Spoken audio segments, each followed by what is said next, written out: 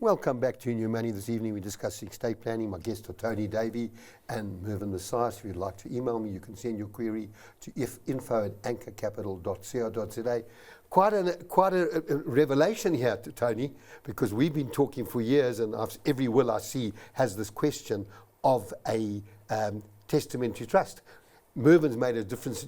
Just explain to us, Tony, while we were off air, you just commented on bottom drawer trust. What I was saying, Bryan, is that if you have minor children, you do need a trust, whether testamentary or inter vivos, otherwise the money goes to the master's guardians fund in those circumstances. So a trust privatizes the master's guardian fund, and you choose your trustees. Now, the point, as I understand that Mervyn is making, is that an inter vivos trust is far more flexible than a testamentary trust, because it's created by the law of contract. So you can, and you can amend it, you see, whereas you can't amend a will post-death. So what you do is you create an inter vivos trust now, all right? And it can be a receptacle, like a bucket, to actually receive, sometimes called bottom drawer trusts, to receive the inheritance. So the inheritance of minor children has been received by an inter vivos trust instead of by a testamentary trust. So you create it in your lifetime, and it can effectively be dormant, barring certain admin requirements, until it actually inherits. Is that costly, Mervyn? It costs money to set up the structure, but far, far, far less than winding up a deceased estate. Because the executor's fees is 3.5%, as a rule, 3.5% of the gross value of the estate, not the net value. So the bigger your estate, the bigger the fee. Now, what happens is this: if say the husband leaves everything to the wife, for example, or the other way around, then there's executor's fees on the first estate, and the second estate there'll be executor's fees again on the same assets. So you're getting it twice. So those companies that are giving free wills, if you like, and taking executorship appointments are rubbing their hands together, because you didn't use a living trust to receive the wealth. You used both estates to do it. Let's take an example. Let me first mention that it takes at least 1.5 to 5 years to wind up an estate. In that time, the assets are frozen and only can be released to members of the household for maintenance purposes if the executor and the master agree. But other than that, it's frozen, because there may be claims of creditors, such as SARS, so the assets have to be available. Now, take the example of say a single parent with 4 children. Now, what happens is, if the parent leaves his or her wealth to the 4 children in equal shares, you're actually having 5 potential estates. So you've got 1.5 to 5 years to go through the master's, the whole procedure of winding up the estates.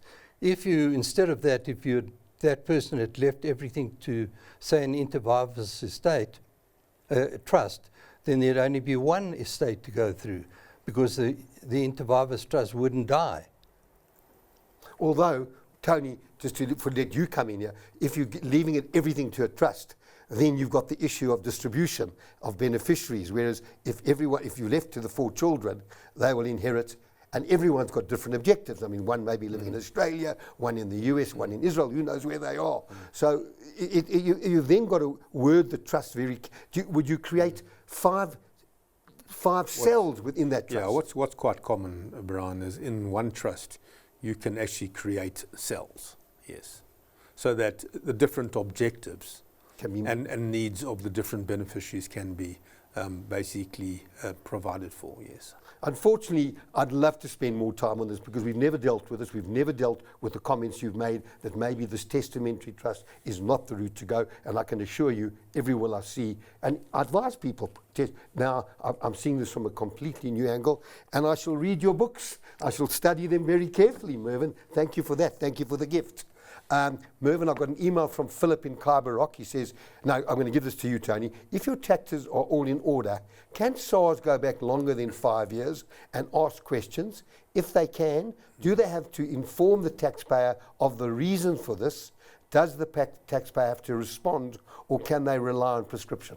Look, we do have prescription, which for tax matters, as long as there has been proper disclosure, and that prescription period is 5 years. So if it's more than 5 years, and SARS comes along and asks questions, too late. You would, first of all, use the procedural defense of prescription. SARS would then have to try and say there's an exception to prescription, for example, because there was non-disclosure or misrepresentation. And only if such is the case can SARS reopen. Would they give you that information up front? The reason they've reopened? Not necessarily. No. Not necessarily. You would have to raise that as a defense. Yeah. Okay, and then Tony, I'm going to give you another one from Jackie in, for instance. She says, I've been offered an investment under Section 12B, whereby I only invest the amount saved in tax. The balance to give me the full tax deduction is loaned to me on a never-never basis. There is a SARS document approving this. Can it be challenged? Can a SARS, where SARS gives a ruling, can it be challenged, Tony? Okay, I think this is the kind of commercial solar incentive, whereby if you invest in it, because you no longer have what's called the venture capital allowance of 12J, we now have a 12 capital B, which basically says if you invest in this, and often this is done in partnerships, all right, you can get a tax allowance right off under 12B. Now, the point is that it's always advisable when you are promoting these kind of arrangements to get an advanced tax ruling from SARS, okay? Because that'll give you, it's not legislation, but it does give the actual person who got the ruling immunity, if I could put it that way. In other words, they can rely upon it. If third parties rely upon an advanced tax ruling, then it is merely an indicator of SARS approach. So, because it's not legislation.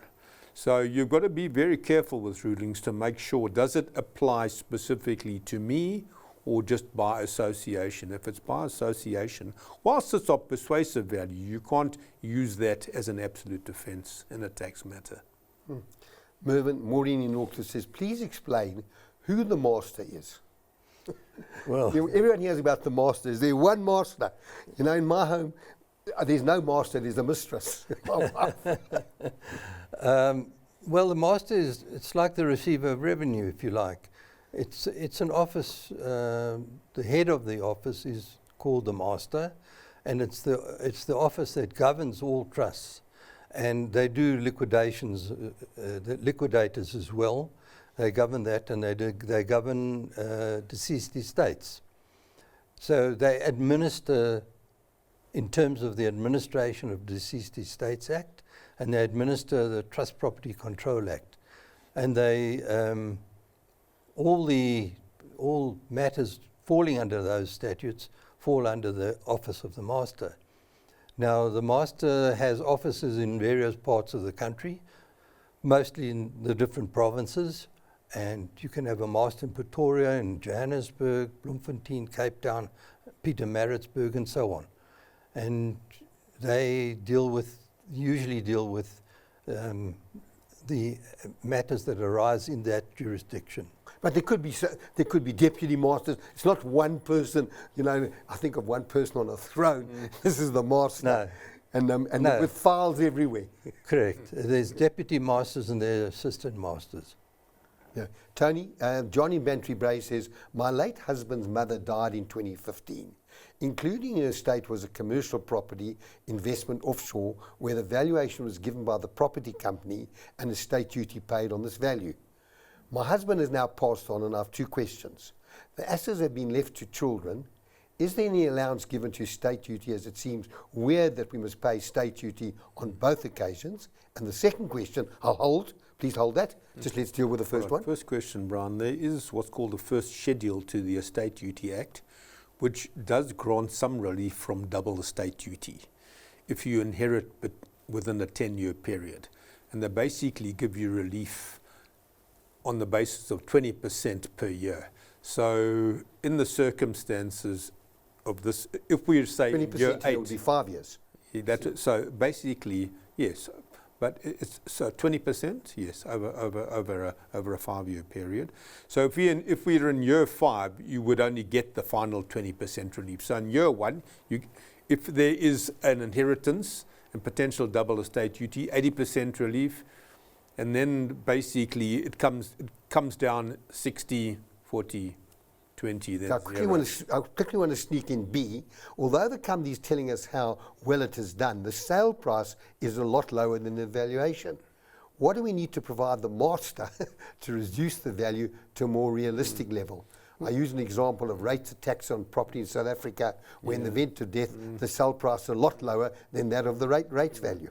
Look, the Estate Duty Act does provide that if there is a realisation of an asset, then it's the realised value which supersedes the valuation. And if the current offer price is lower, even though you're not selling because you don't want to sell at a lower price? If there's been an actual offer which is accepted, so you have a realisation, then it's that price. If you don't have a realisation, I suggest get a second valuation. Okay. Well, I'm sorry, guys, we've run out of time, and I'm just, there's just so much more. We actually need an extra hour. Business Day, can't you give us an extra hour? When assets are left to minor children using a testamentary trust, you should think carefully who the trustees are. A trust will be ongoing, and it's imperative that trustees understand that they will have the duty of ensuring that the trust is correctly administered. Therefore, don't just appoint family, friends and members. Think carefully about who the trustees should be. Obviously, you cannot simply appoint people who you haven't discussed with that you want them to act as a trustee. And also, as I made the point, very important to understand, Mervyn's made the comment, we need to think carefully, and on our next program, I will deal with this in more detail. Tony, Mervyn, thank you for joining me this evening. It's important to note that our program tonight is to provide information and should not be construed as advice. If you need to get hold of me or you want to get hold of Mervyn's books, please email me. Next week's program, we'll be dealing with investments, and my details will appear on the screen. I'd like to thank you for watching, and good night.